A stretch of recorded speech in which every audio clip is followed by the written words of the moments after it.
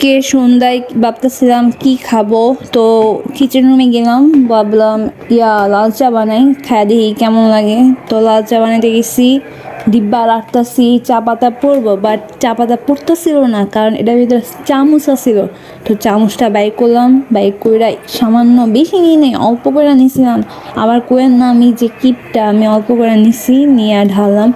সত্যি বলতে আমি দুধ চা খাই না, লাল চাটা খাই আর কফিটা খাই। দুধ চা খাই না, কারণ দুধ চা খেলে কালো হয়ে যায়, তার জন্য আমি খাই না দুধ চা। আর লাল চাটা বেশি খাওয়া পড়ে আমার। আর এই যে আমার লাল চা বলক চলে আসছে, আর আমার লাল চা হয়ে যেতেছে। তো এটাকে সার্ভ করতে হবে, ওটার জন্য আমি একটা গ্লাস নিয়ে আসছি। তো গ্লাসের মধ্যে আমি এখন ডালবো। এখন কথা হলো, আমি যখন ভিডিও করতেছিলাম প্লাস গ্লাসের মধ্যে ডাকতে গেছিলাম, আমার চাপ সব পড়ে গেছে, দেখে নি এখনই পড়ে যাবে। এই দেখছেন সবগুলো পড়ে গেছে। এখন এগুলো আবার পরিষ্কার করতে হইব আমার।